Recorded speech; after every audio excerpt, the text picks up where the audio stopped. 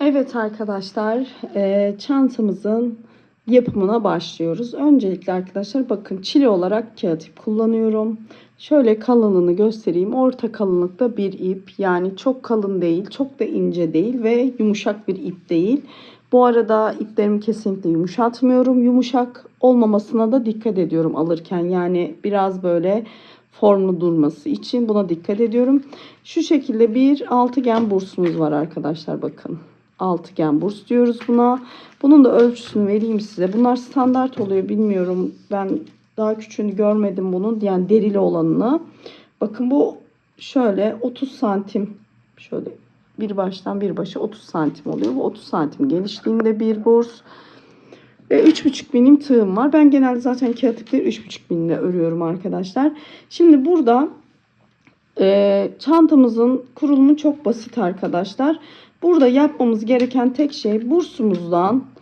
Şimdi zincir sayısını ben size vereceğim ama herkesin ip kalınlığı farklı olduğu için yani bunu mantığını anlatmaya çalışıyorum. Şimdi bursumuzdan bakın, şu kenarlarda da şu aparat koyduğumuz yerler var. Bir de bakın şöyle açılıyor ve buralarda boşluklar oluyor. Tabii hani açma kapama payını vermemiz için şu kenarlarından arkadaşlar, şu bursumuzun derili kısmının kenarlarından şöyle birer santim fazla olacak şekilde zincir çekeceğiz. Şimdi bir başlıyorum ben. Şimdi bir kilit zincirimi yapıyorum ve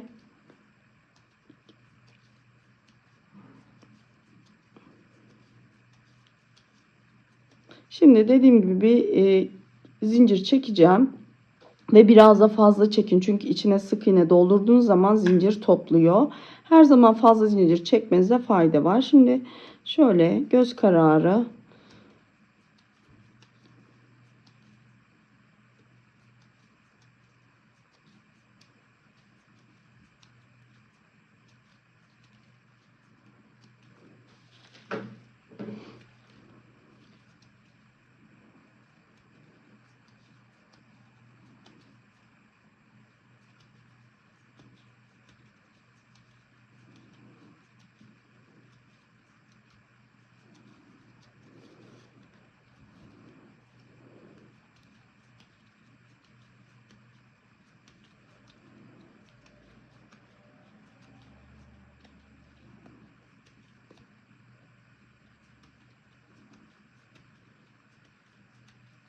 Şimdi 55 adet zincir çektim. Şöyle bakın, bir ölçüyorum. Şöyle yaklaştırayım. Şimdi 55 tane çektim. Şöyle ölçüyorum arkadaşlar. Bakın.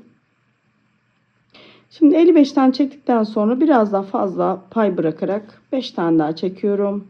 1, 2, 3, 4, 5. Ben bunu şimdi 60'a tamamladım. Şöyle bir ölçeyim arkadaşlar. Hatta 60, 61, 62, 63, 64 tane çektim. Yani fazla olması sıkıntı değil arkadaşlar. Bunu sökeriz. Her zaman dediğim gibi. Şimdi örgü çok basit arkadaşlar. Burada bir sıra istediğimiz, şurada mesela ayarlayacağım. Boy gelene kadar sık iğnemizi yapıyoruz. Şimdi sık iğnemizi de bakın şu şekilde. Şimdi ben şu öndekini atlıyorum arkadaşlar. Bakın bu tığımdaki ilmek, bir öndeki zinciri atlıyorum. Diğerinin içine batıyorum ve sık iğne yapıyorum. Şimdi bakın burada bir iki tane sık iğne olmuş oldu dönüşle beraber. Şimdi ben bu sık iğnelerimi şöyle biraz yapacağım ve kaç tane yaptığımı size söyleyeceğim. Yani köşe noktayı ayarlayana kadar, bursumun uzunluğuna, istediğim uzunluğa gelene kadar bunu sık iğne yapacağım ve sayılarını size vereceğim. Şimdi ben biraz sık iğnemi yapayım, sayılarını size dönüş yapacağım. Evet arkadaşlar, bakın. Toplamda 64 tane zincir çekmiştim. 8 tane zincirim arttı. Şimdi şöyle ölçtüm, bakın üstünden doğru. Çünkü bunu yapınca ağız kısmını ben şöyle üst tarafından doğru ölçüyorum ve böyle birleştiriyorum. Şurada bakın 2 tane bursun ucunu gelecek şekilde sık iğnelerimi yaptım. Siz de bu şekilde yapabilirsiniz. Dediğim gibi ipinizin kalınlığından dolayı bu zincir sayısı sizde tutmayabilir. Şimdi şu kalan, bakın kalan zincirlerimi şöyle sökeceğim. Her zaman dediğim gibi fazla zincir çekmek sıkıntı değil. Kesebilirsiniz çok uzun kaldıysa sizin zinciriniz. Şimdi bu şekilde sökeceğim. Şimdi köşe dönüşü yapacağım arkadaşlar. Bu köşe dönüşünü bir kereye mahsus yapıyoruz. Sonrası zaten spiral halde, yani döne döne sık iğne yapmak. Başka hiçbir değişik işlem yok. Bakın arkadaşlar, şimdi bunu sona kadar geldim. Şuradan şöyle biraz keseyim. Şimdi bu köşede arkadaşlar oval taban yapar gibi mantığımız bu. Şimdi buraya bakın. Aynı noktaya bir tane daha batıyorum. Bakın şimdi şunu da şöyle gizliyorum. 2 tane olmuş oldu. Aynı noktaya bir tane daha batıyorum ve 3. Şöyle bir dönüş yapıyorum. Bu bir kere burada pardon. Bir sefer burada, bir sefer de bu tarafta olacak ve sonra hiç arttırım yapmıyoruz. Şimdi şu sık iğne yaptığımız, bakın karşı kanatlara tekrar sık iğnelerimizi yapıyoruz arkadaşlar. Şöyle şuralara. Sık iğnemizin karşı kısmına sık iğnelerimizi yapıyoruz. Bu şekilde ilerliyoruz.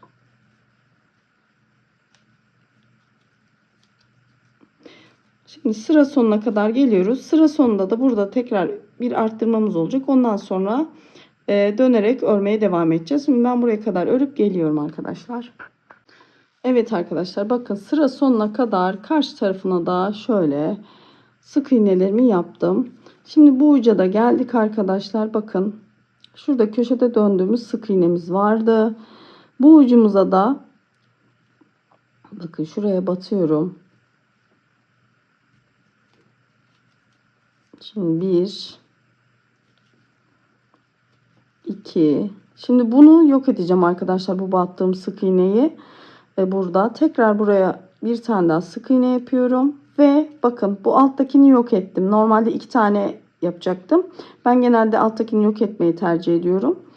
Bu altta kalan sık iğneyi yok ettim. Onun üzerine tekrar bir sık iğne yaptım. 3 sık iğne. Şimdi arkadaşlar buradan sonra bakın artık hep aynı işlemi yapıyoruz. Sık iğnenin üzerine batıyoruz ve sık iğne.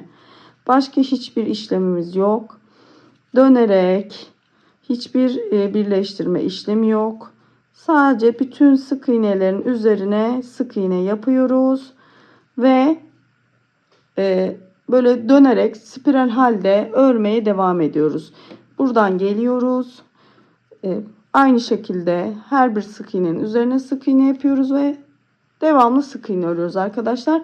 Şimdi dediğim gibi hiçbir değişik işlem olmadığı için biraz öreceğim ve bu ördükten sonra bir böyle çukurlaşmaya başlayacak. O kısmını da size göstereceğim arkadaşlar. Şöyle en azından 4-5 sıra ördükten sonra size nasıl çukurlaştığını göstereceğim. Dediğim gibi hiçbir işlem yok bunun haricinde. Sadece başlarda arttırmamızı yaptık. Geri kalan hepsi sık iğne. Geri kalan hepsi düz sık iğne şeklinde örüyoruz. Şimdi ben dediğim gibi 4-5 sıraya 5-6 sıra öreceğim ve size yükselmiş kısmını göstereceğim. Ondan sonra tekrar örmeye devam edeceğim arkadaşlar. Evet arkadaşlar, bakın ben biraz ördüm. Zaten dediğim gibi sadece şurada 3'er kez arttırma yapmıştık biliyorsunuz. Ve yukarı doğru hiç arttırma yapmadan dönerek, bakın dönerek yükseltiyoruz. Burada bakın şu şekilde göstereceğim. Bakın. Koyduğunuz zaman bakın bursumuzu şu şekilde, şu kenarlarından o 1 santim fazlalık vermiştik ya. Şu deri burstan 1 santim daha. Şu kenar bursumuzun hesaplayarak o boşluğu veriyoruz ki açtığımız zaman bursu bu kenarlar kasılmasın. Şimdi arkadaşlar dediğim gibi modelde siz istediğiniz uzunluğa gelene kadar örebilirsiniz. Ben de normalde bunu 20-25 santim civarında örüyorum. Şimdi onu da zaten bitirince sıra sayısını, ölçü sayısını size vereceğim. Dediğim gibi. Çünkü herkesin ipinin kalınlığı, eline farklı olduğu için direkt şimdi burada hani 20 kaç sıra olduğunu hani size direkt söylemeyebilirim. Bitirdiğim zaman sıra sayısını, yani kaç sıra sık iğne yapmışım ve ölçerek de santim olarak da size belirteceğim arkadaşlar. Dediğim gibi bu şekilde örüyoruz arkadaşlar. Düz sık iğne şeklinde örüyoruz. Şöyle sık iğneyi de şurada tekrar bir göstermek istiyorum. Bakın bana nasıl sık iğne yaptığımı soranlar oluyor. Ben bakın iğneyi şu şekilde parmağım buradan tutmuyorum. Bakın şöyle tığımı geriden tutuyorum. Ve ipimi gevşek bırakmamaya özen gösteriyorum arkadaşlar. Ve bütün mesela sık iğnelerimi aynı düzeyde yani aynı sıkılıkta yapmaya dikkat ediyorum. Hani elim bir gevşek bir sıkı bırakmıyorum. Bu da önemli. Ve tığımı bakın şu şekilde çıkarıyorum. Bu soruluyor nasıl yapıyorsunuz diye. Bu şekilde arkadaşlar bakın. Burada ipinizin gevşeklik ayarı önemli. Yani ipinizi çok gevşek bırakmayın. Ben zaten yapı itibariyle biraz sıkı işleyen bir insanım. Şunda çok sorun oluyor. Bu saç tokası arkadaşlar. Şöyle elimi tutarken fazla sıktığım için şuralarım acıyor. Parmağımın şu dibi. O yüzden ben de böyle bir çözüm buldum. Bu şekilde yaptım yani. Bana rahatlık sağlıyor. Şimdi arkadaşlar bakın. Şimdi gördüğünüz gibi bu şekilde dönerek sık iğnelerimizi tamamlıyoruz. Dediğim gibi biraz örün istediğiniz boyu gelene kadar. Yani çantanız burada da size düşüyor bu iş. Çantanızın istediği boyu gelene kadar örün arkadaşlar. Sonra üzerine bez koyarak ütü yapabilirsiniz. Ben içeriden yapıyorum ama dışarıdan yaparken de şunlara dikkat edebilirsiniz. Eğer ipiniz ince ise yani dokusu ince ise buhar vermeden ütüleyin. Cansız olmasın. Çünkü ütü ister istemez bir tık örgünüzü yumuşatır. Ama ipiniz kalınsa üzerine hani örtü örtmek zorunda değilsiniz. Dışarıdan da ütüleyebilirsiniz. Buhar verebilirsiniz. Dediğim gibi ama ipiniz biraz ince ve cansızsa buharlı ütülemenizi tavsiye etmem. Böyle bir de şöyle ucu kıvrılan oluyor arkadaşlar. Orada da korkmayın. Ütüleyince düzeliyor zaten. Hafiften bakın benimki de biraz kıvrılıyor. Ama bir sıkıntı değil. Bakın ütülediği zaman bu zaten dümdüz olacak. Kağıt ip biliyorsunuz ütülendiği zaman çok daha güzel oluyor. Yani ben her modelinde ütü kullanmıyorum açıkçası. Bazı modelinde kullanmıyorum ama bu tip düz şeylerde kullanıyorum. Daha muntazam duruyor. Dediğim gibi şimdi istediğim ölçüye gelene kadar sık iğnelerimi devam edeceğim. Siz de istediğiniz boya gelene kadar sık iğnenize devam edin. Sonra ağız kısmını geçeceğiz. Burada ip yürütmeyle kapatıyorum ağız kısmını. Onu da size göstereceğim. Dediğim gibi ben biraz daha öreyim. Sonra ağız kısmında tekrar görüşürüz. Ebatlarını, ölçülerini vereceğim. Evet arkadaşlar, örüm işlemini bitirdim. Bakın şurada köşede ipimi bıraktım. Şimdi size santim hesabı da vereceğim ve sık iğnenin sayılarını da vereceğim. Önce bir ölçelim. Bakın şöyle dipten doğru başlıyorum. Şöyle bakın 22,5 santim gibi düşünün. Şöyle genişliğini de vereyim. Zaten bunu bursa göre ayarlıyoruz biliyorsunuz. O yüzden burada baz alacağımız genişlik burs 32 santim arkadaşlar. Şimdi sık iğneleri sayalım. Bakın şurada orta ilk başladığımız zincirin iki tarafı var. Onun bir tarafını alıyoruz. Burası ortası gibi düşünün. Bakın burası bizim orta çizgimiz. Şurası şöyle. Şimdi buradan başlıyoruz. 1, 2, 3, 4, 5, 6, 7, 8, 11, 12, 13, 14, 15, 16, 17, 18, 19, 20, 21, 22, 23, 24, 30, 31, 32, 33, 34, 35, 36. 36 sıra sık iğnemiz var arkadaşlar. Ama dediğim gibi bu sayı sizin ipinizin kalınlığına göre değişkenlik gösterebilir. Santim hesabında verdim. Burada maksat zaten sizin kendi istediğiniz ölçüye kadar yapmanız arkadaşlar. Şimdi bakın şurada köşede yani ilk başladığımız şu arttırım köşe noktasına geldik. Şimdi burada bir sıra ilmek kaydırma yapacağız. Bunu zaten çoğu örgücü arkadaş biliyor ama hiç bilmeyenler için göstereyim. Şimdi arkadaşlar bakın şöyle sık iğne yapar gibi batıyoruz. Arkadan ipimizi alıyoruz. Tığımızın üzerine bekleyen ilmeğin içinden geçiriyoruz. Tekrar batıyoruz. Sık iğne yapacak gibi ipimizi çekiyoruz. Ve tığımızda bekleyen ilmeğin içinden çıkartıyoruz. Bir tane daha göstereyim. Batıyoruz. İpimizi alıyoruz. Ve bekleyen ilmeğin içinden geçiriyoruz. Buna ilmek kaydırma yöntemi diyoruz arkadaşlar. Ben bunu genellikle kullanırım. Çantanın ağzının esnememesini sağlar. Güzel bir görüntü oluşumuna sebep olur. Ve dediğim gibi ağzınız, çantanızın ağzının daha tok ve esnemeyen bir yapıya ulaştırır. Şimdi arkadaşlar bakın. Bütün bu ağız kısmını bu şekilde ilmek kaydırmayla şuraya kadar, yani başlangıç noktamıza kadar döndüreceğiz arkadaşlar. Şimdi bunu döndükten sonra işte diğer anlatımını geçeceğim. Bursla nasıl birleştireceğimizi, ama ondan önce kalplerimiz var. Onları yerleştirmesini göstereceğim. Öncelikle ben burayı bir bitireyim. Gelelim. Şimdi arkadaşlar bakın. Bütün şöyle kenar, bakın ağız kenarına iplik kaydırma yaptım. Ne kadar güzel bir görüntüsü var bakın. Şimdi sonuncuyu da yapacağız. Buradan ipimizi keseceğiz ve yürüteceğiz arkadaşlar. Biliyorsunuz iplerimizi yürütmeden kesmiyoruz. Şimdi sonuncuyu da yaptık. Şuradan ipimizi biraz keselim. Bakın. Şimdi ipi buradan çıkarıyoruz. Bakın şu en son, bakın burada bir ilmek kaydırmamız var. Onu şöyle şu arka tarafından doğru şöyle alıp ipimizi bu tarafa geçiriyoruz. Ve şimdi bakın şu en son, bakın çıkarttığımız ilmeğin içinden tığımızı geçirip ilmeği içeri doğru çekeceğiz ki hani bir görüntü bozukluğu olmasın. Bakın şöyle çekelim.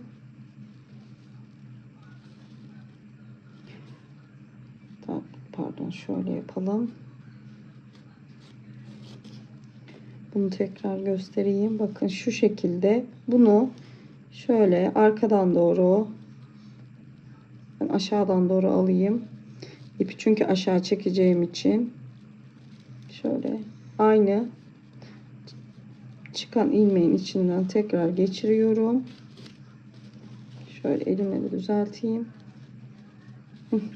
Bakın bunu böyle içeri soktum. Şimdi buradan ilmeğimi tabii ki yürütmeden kesmiyorum. Hemen ipimi şöyle aşağıdan, bunu da şöyle yürütüyorum. Bakın iplerin çıkış yönüne doğru şöyle aşağıya taşıyorum.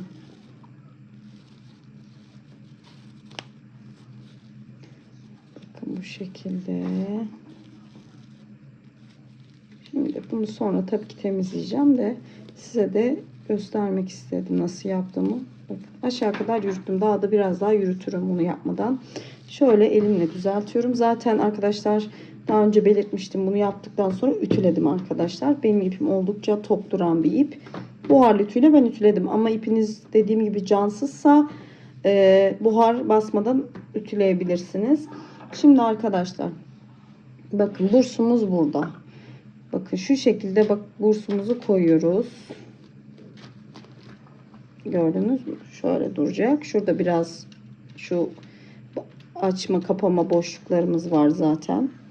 Şimdi bundan önce arkadaşlar biliyorsunuz kalplerimiz var. Bu kalplerimin yapışı sayfamda var. Ben yine açıklamalar kısmına linkini bırakırım. Oradan bastığınızda kalplerin yapımını ayrı bir video olarak görebilirsiniz. Ben kalplerimi hazırladım. Bakın şu şekilde. Ve bunları dikmek için bu son sırayı geçerken en son ipimden uzunca bir parça bırakıyorum ki tekrar hani ip kesmeyle uğraşmayayım. Yani bu ayırdım. Burada birleştirdikten sonra bakın uzunca bir ip bırakıyorum. Ve bununla çantama dikiyorum. Şimdi çantamı konumlandırıyorum arkadaşlar. İsterseniz bunları bir iğne yardımıyla tutturabilirsiniz. Ben de öyle yapıyorum genelde. Şimdi bunları böyle bu şekilde koyacağım arkadaşlar. Yani dediğim gibi siz başka çeşitte de konumlandırabilirsiniz. Daha dağınık. Ben şimdi sayfamdaki modelin aynısını yapacağım. Bakın bir tane buraya, bir tane buraya, şu şekilde şöyle kabaca göstereyim. Şimdi bunları iğneleyeceğim arkadaşlar. İğneledikten sonra bir tanesini nasıl tutturduğumu size göstereceğim. Sonra da bursla birleşimini göstereceğim. Ben bursu birleştirdikten sonra astarı yapıyorum. Yani astarı şurada bakın, burs birleştirim noktalarını görünmesin diye. Sonra astarı şu dikişlerle birleştiriyorum. Yani astarı yaptığımda şuradaki delikli yerler görünmüyor arkadaşlar. Ben görüntüyü öyle beğendim ama siz tabi nasıl kolayınıza gelirse o şekilde yapabilirsiniz. Ben şimdi bunları iğneleyeceğim arkadaşlar. Bir tane de nasıl bunu monte ettiğimi size göstereceğim. Evet arkadaşlar bakın iğneyle kalplerimin yerlerini belirledim. Şimdi arkadaşlar bakın, şimdi bir tanesini göstereceğim. Diğerleri zaten aynı şekilde yaparsınız.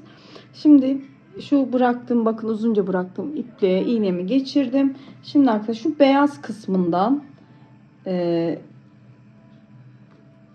aralarından doğru belli olmayacak şekilde şöyle kalplerimi tutturacağım. Burada dikkat etmeniz gereken nokta, hani ilmekleriniz, yani ilmek derken bu iplik aralarınız çok fazla olmamasına özen gösterin. Hani alttan görünmesin. Bakın şu şekilde. Şimdi böyle bakın çıkarıyorum. Şöyle bu aradan geçiriyorum. Şöyle bir yanındakine batıyorum. Bakın. Tekrar böyle. Hani buradaki şey sizin el işçiliğinize kaldı arkadaşlar. Hani güzelce, düzgünce, altta kalp şeklini bozmayacak şekilde iğnelerinizi ona göre batırın. Yani yerlerini. Alttaki kalp modeli bozulmayacak. Şöyle. Ben şimdi bir tanesini göstereyim. Artık diğerlerini zaten sabitledikten sonra kolayca dikebilirsiniz.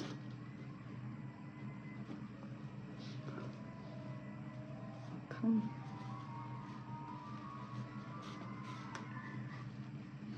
Yani dediğim gibi buradaki dikkat etmeniz gereken yer alttaki kalp şeklinin bozulmaması.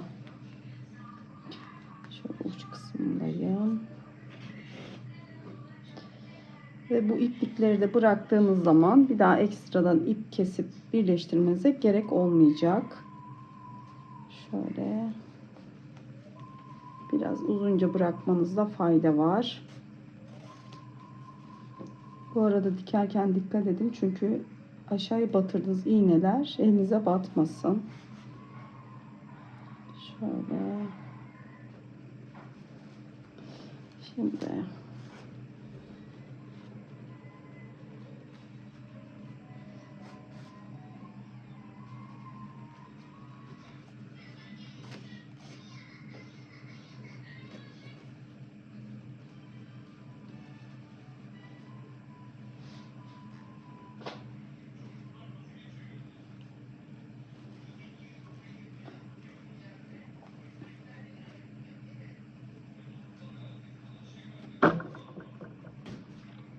şu iğnemi çıkarabilirim buradan.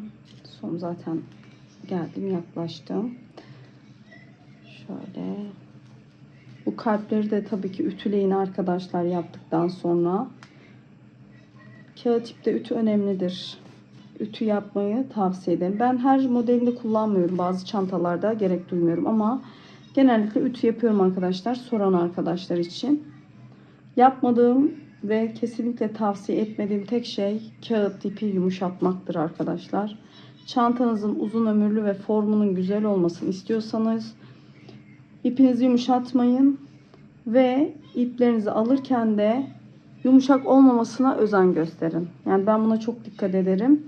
Cansız, rengi parlak olmayan, böyle dokunduğunuzda size böyle yumuşak gelen ipleri almayın. Ben şahsen buna çok dikkat ediyorum. Soran arkadaşlar da oluyor. Yani ipi yumuşatıyor musunuz diye. Kesinlikle yumuşatmıyorum. Evet arkadaşlar, bakın şimdi bu bitti. Bunu sonra arkadan zaten kesip temizleyeceğim. Bakın. Çok güzel durdu. Şimdi bütün hepsini aynı şekilde işaretlediğimiz gibi arkadaşlar dikip geliyoruz. Sonra bursumuzu birleştireceğiz. Evet arkadaşlar, bakın bütün kalplerimi şöyle diktim. Ben kalpleri ütü yaptığım için ütü yapmaya gerek duymadım. Şimdi bursumuzu yerleştireceğiz. Şöyle yerleştirelim. Bunu birleştireceğiz. Bakın arkadaşlar. Şu başlangıçta fazlalık bıraktığımız, fazla yaptığımız zincirler burada şu işe yarıyor. Bakın. Bunu açtığınız zaman şurada bir boşluk oluyor. Gördüğünüz gibi bu payı vermek için kenarlarından 1 santim kadar fazla zincir çekip yapıyoruz. Şimdi arkadaşlar burada bursumuzu şu şekilde yerleştirdik. Bakın. Şu dikişli kısım işte kalacak. Ben burada mandal yardımıyla tutturmadım. Şöyle, pardon. Şöyle elimi içeri doğru geçirdim. Burstan doğru. Bakın. Şöyle şimdi dikeceğim. Burada da önceki şöyle bir tutturayım da istedim.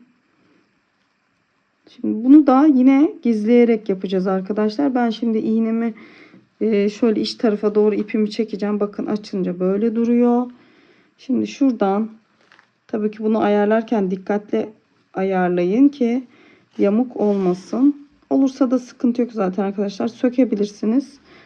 Ben de her şeyi bir seferde yapmıyorum. Söktüğüm çok oluyor. Yani burada görmeseniz de.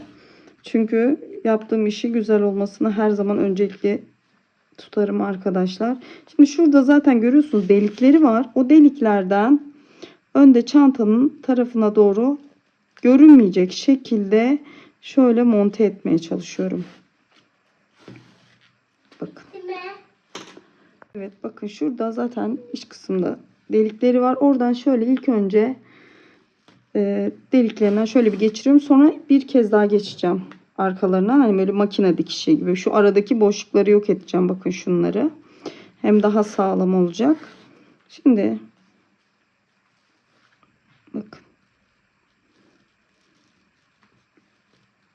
Şöyle kontrollü bir şekilde deliklerden şöyle ipliğimizi geçiriyoruz. Sonra tekrar ikinci katı geçeceğim arkadaşlar, dediğim gibi.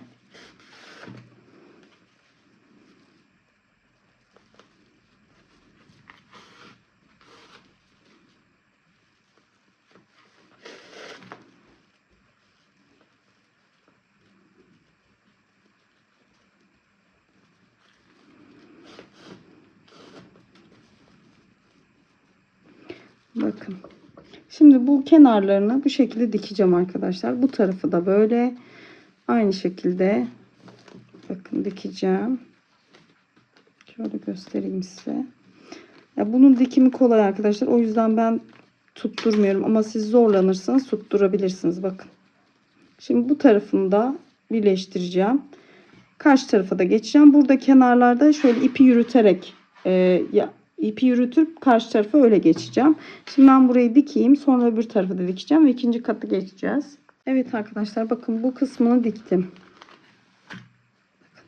Şimdi şu karşıya geçeceğim. Burada şöyle tığımı şu ortadaki boşluk tarafından çıkarıyorum. Şöyle buraya batmadan şu kenarından doğru şöyle yürütüyorum bakın. Şimdi diğer tarafa geçeceğim. Yine aynı şekilde delikten battım.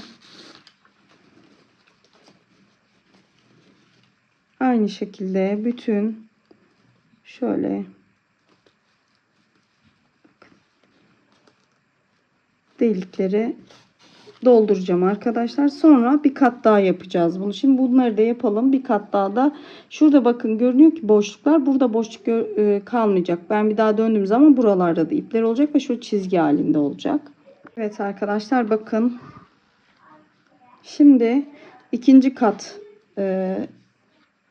dikimi yapacağım ki şu aradaki hiç boşluk kalmayacak. Söylediğim gibi. Şimdi tekrar arkadaşlar bakın. Şuradan şöyle ipimi şöyle bir geçireyim. Hatta şöyle yapayım. Bunu da şöyle makine dikişi gibi düşünebilirsiniz. Önce şöyle alayım. Bakın şöyle geri dönüyorum. Bu geri dönüşte tabii bunları sonra gizleyeceğim. Bakın arkadaşlar, yine buraya batıyorum. Ve sonra çıkıyorum bakın arkadaşlar. Şuraya. Boşluğun olduğu yerden tekrar çıkıyorum yanından. Şimdi buradaki boşluğu kapatıyorum. Bakın şöyle. Hem burada burs daha sağlam oluyor. Bakın şimdi şuradaki boşluğa şöyle göstereyim. Şuradaki boşluktan batıyorum. Şöyle aşağıdaki boşluktan.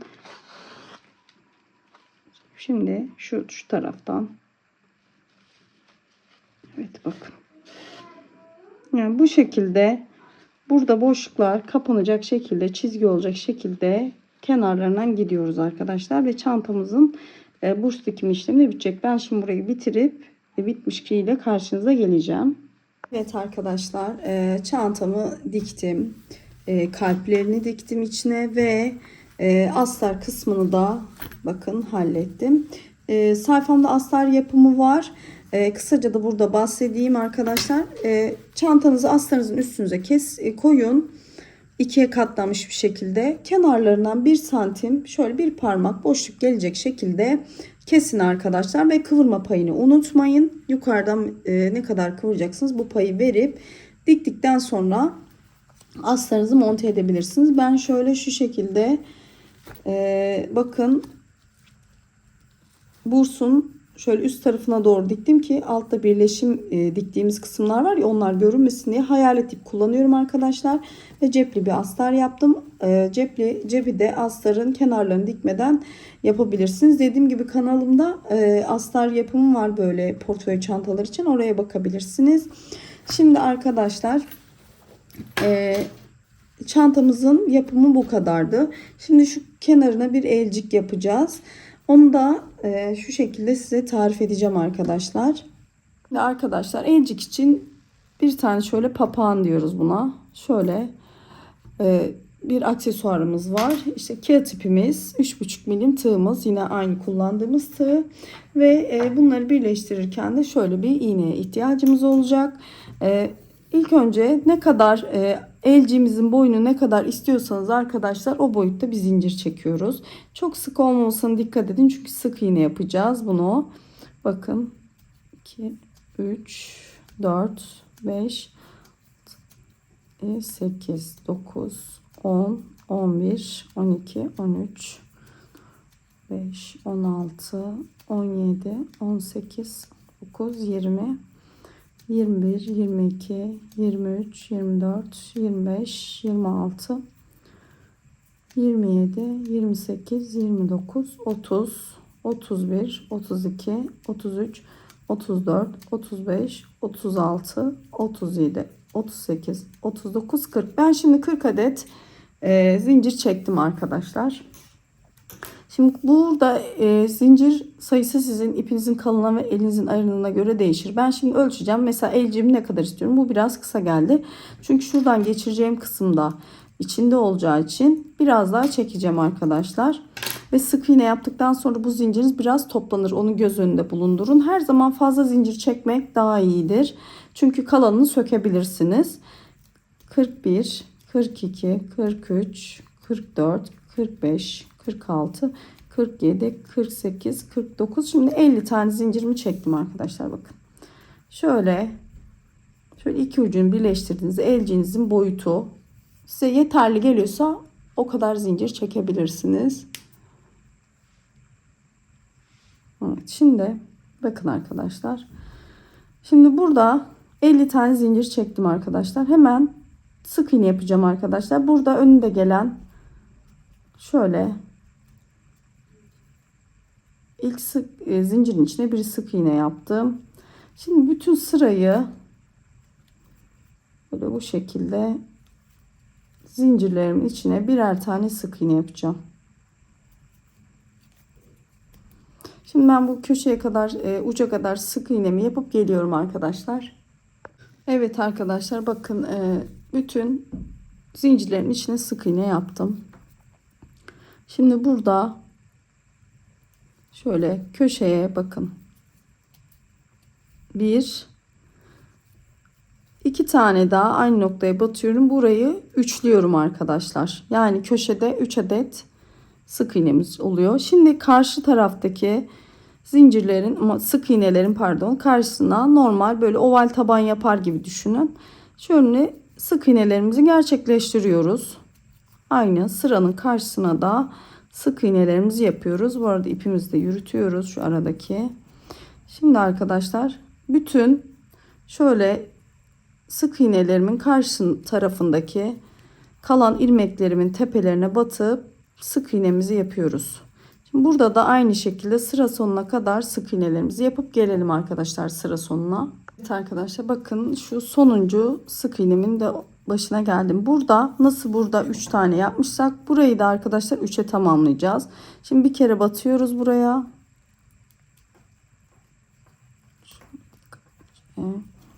Bir tanesini yaptık. Şimdi bir tane daha yapacağız. Ve burası 3'e tamamlanacak arkadaşlar. Bakın. Şimdi şuradan da burayı yaptıktan sonra şöyle bakın. Şu baştaki sık iğneye şöyle bir ilmek kaydırma yapıyorum. Bakın. Şimdi ipimi buradan keseceğim arkadaşlar. Biraz uzunca bırakalım. Sonra ya lazım olabilir her zaman. Kısa kesmeden ipimizi uzunca bırakıyoruz. Şimdi arkadaşlar bunu ütüleyip geliyoruz. Sonra üstüne bir işlemimiz daha var ve sonra birleştirme yapacağız. Evet arkadaşlar bakın ütüledim geldim. Şimdi şu ortasından bir renkli şerit geçmek istiyorum. Hem çantamla uyumlu olsun hem de güzel bir görüntü sağlasın istiyorum açıkçası. Şimdi renkli ipimizi alıyoruz. Evet arkadaşlar bakın şöyle parçamı ütüledim geldim. Şimdi şu ortasından bir şerit geçeceğiz. Hem çantamla uyum sağlasın hem de güzel bir görüntü olsun istiyorum. Diğer renk ipimi alıyorum arkadaşlar. Tabi siz düz renk de yapabilirsiniz ama ben bu şekilde daha güzel olacağına inanıyorum. Şimdi arkadaşlar ipimi alıyorum. İplik yürütme yöntemi uygulayacağım. Şöyle baş taraftan şöyle bakın.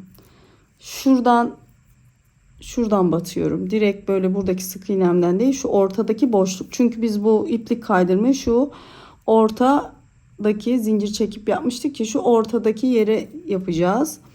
Şimdi şöyle bunu da biraz uzunca bırakalım. Lazım olabilir. Olmazsa zaten keseceğiz. Gizleyip de yürütüp de. Bakın şimdi buradan ipimizi çıkardık. Şuradaki bakın boşluk. Buradan ipimizi alıyoruz ve tığımızın içindeki ilmekten geçiriyoruz. İplik yürütme yöntemidir arkadaşlar bu. Böyle de kullanırsanız çok güzel bir görüntü sağlar. Bakın.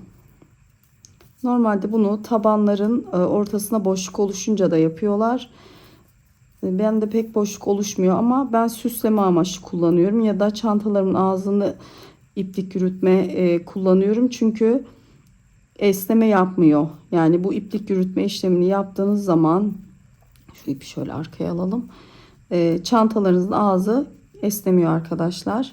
Şöyle biraz da düzgünce aynı ayarda tutmaya dikkat ederek şimdi bütün şuradaki bakın boşluklarımın içinden ilmeklerimi şöyle yürütüyorum. Şöyle.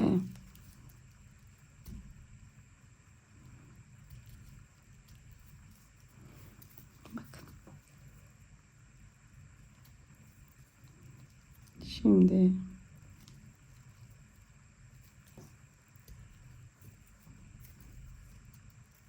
bakın arkadaşlar. Şimdi bütün dediğim gibi bakın şuradaki aradaki çizgi yani ilk çektiğimiz zincirin içine batıyoruz aslında. Buraları batıp şu iplik yürütme yöntemini tamamlayıp geliyoruz arkadaşlar. Sonra birleşimini ve şu papağana nasıl takıyorum onu göstereceğim size. Şimdi ben bütün şu ara noktalara iplik yürütme işlemimi tamamlayıp geleceğim arkadaşlar. Evet arkadaşlar bakın şurada bakın sona kadar şuradaki köşedeki arttırmayı yapmadım. Oraya kadar geldim. Şimdi arkadaşlar bunları ilk önce birleştireceğim. Sonra şu renkli ipi birleştireceğim. Önce şu papağanımı takıyorum. Bunu taktıktan sonra şu siyah iple bakın arkadaşlar şu uç kısmı dikeceğim arkadaşlar ve birleştireceğim.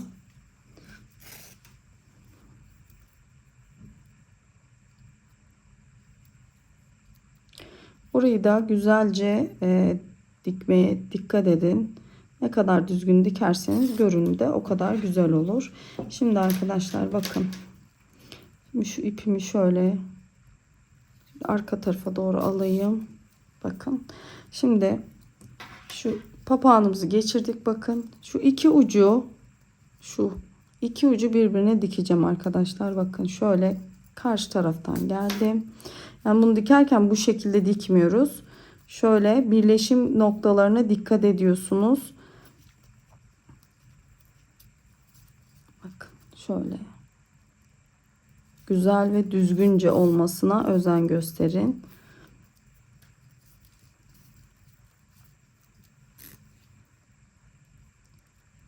Önce iki tarafı birbirine ekleyeceğiz.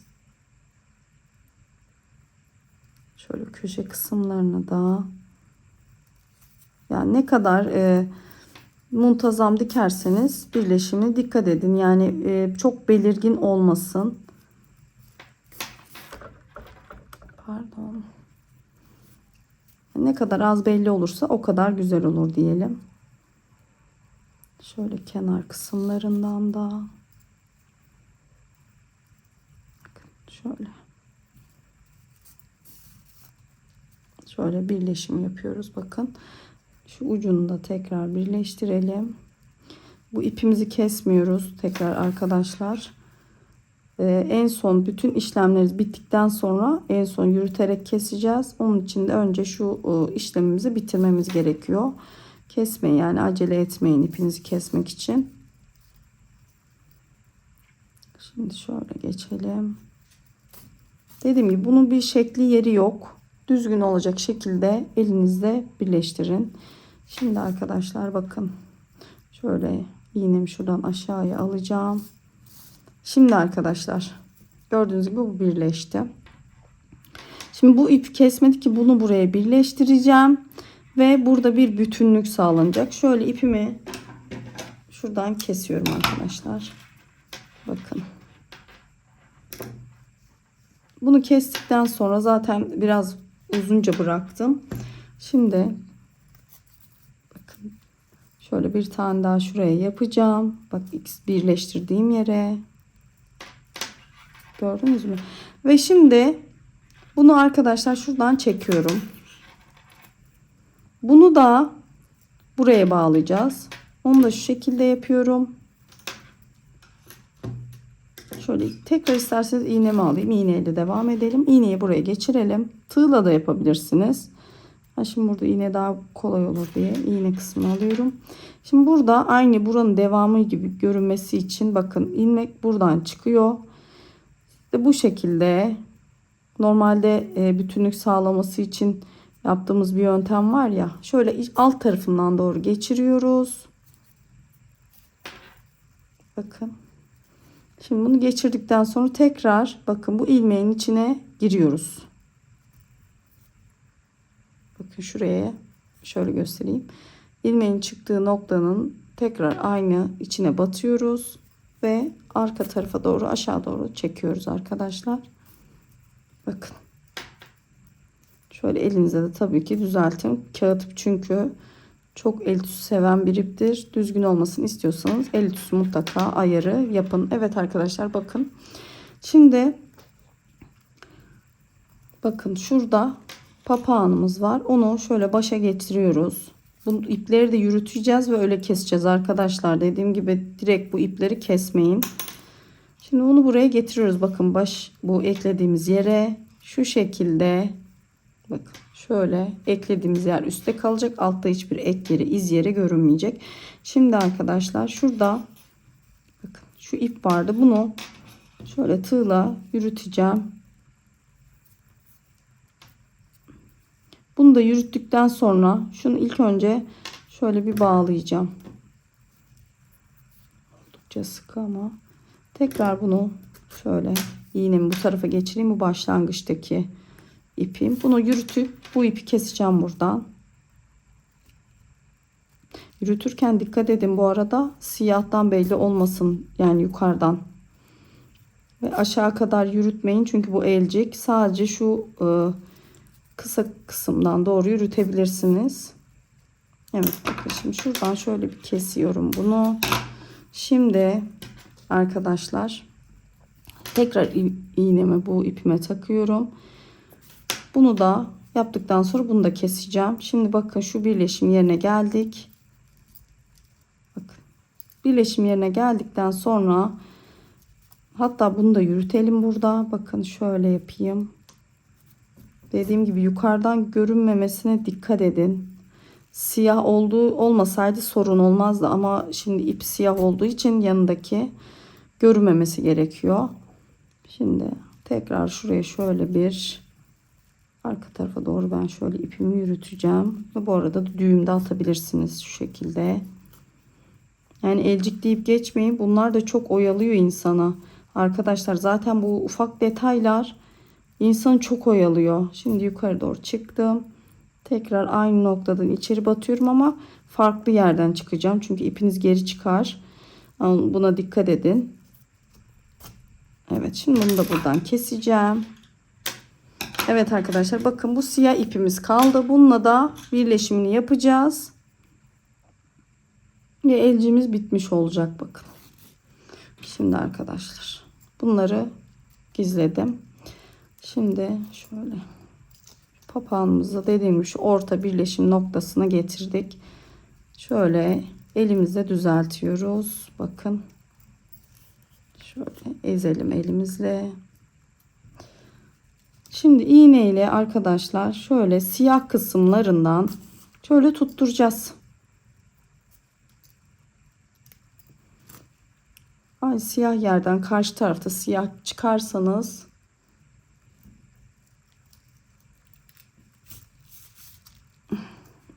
daha güzel olur. Biraz sağlam olması için şöyle yavaşça çekebildiğiniz kadar çekin ama çok da zorlamayın çünkü kağıt ip çabuk kopuyor biliyorsunuz. Evet. Yine bakın buradan çıktıysanız gene aynı yerden batın. Sakın böyle karşı tarafa doğru geçmeyin. Oradaki bütünlük bozulmasın. Bakın aynı taraftan doğru batıyorum. Yalnız siyah kısımdan doğru çıkıyorum.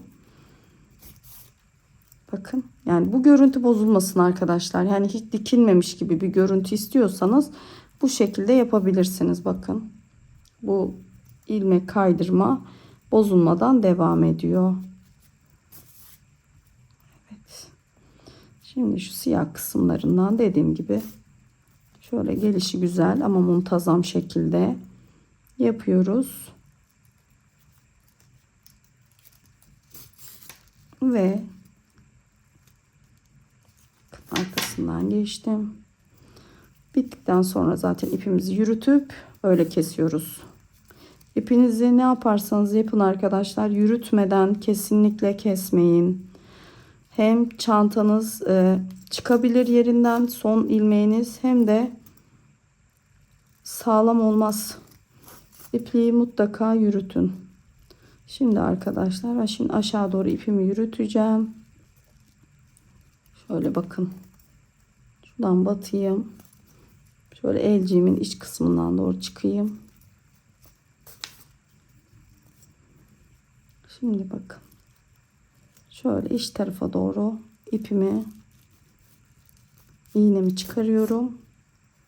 Tekrar şöyle bir alt tarafa doğru ve burada tabii ki bir yerleri batıyor yani arkadaşlar, ne sağlam olsun diye. Şimdi keseceğim arkadaşlar. Şöyle iç kısmından kestim. Bakın. Elciğimiz hazır arkadaşlar. Bütün çantalarınızda kullanabilirsiniz. Bakın şöyle çantama da takayım ben. Bakın oldukça şık ve güzel oldu. Arkadaşlar gördünüz. Elciğimi de yaptım. Şu şekilde yerine koydum. Bakın oldukça güzel bir çanta oldu. Benim sayfamda zaten favoriler arasında bu çanta, biliyorsunuz.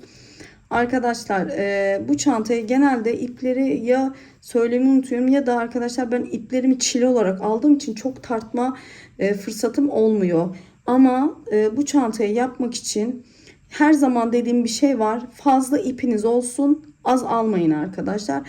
En az bir yarım kilo ipiniz olsun arkadaşlar. Yani bu çanta için. Siyah da çok az bir siyah gidiyor. 100-150 gram, 100 gram bile yeter bence siyah için. Dediğim gibi ipiniz her zaman ne proje yapacaksanız yapın, fazla alın. Çünkü bunların tonları aynı yerde alsanız bile farklı parti geliyor. Onlar mesela farklı ton oluyor. O yüzden 500-600 gram alın. Bu size yeterli olacaktır arkadaşlar. İzlediğiniz için çok teşekkür ederim. Kanalıma ücretsiz bir şekilde abone olup beni desteklerseniz de çok mutlu olurum. Bir dahaki video kadar hoşça kalın arkadaşlar.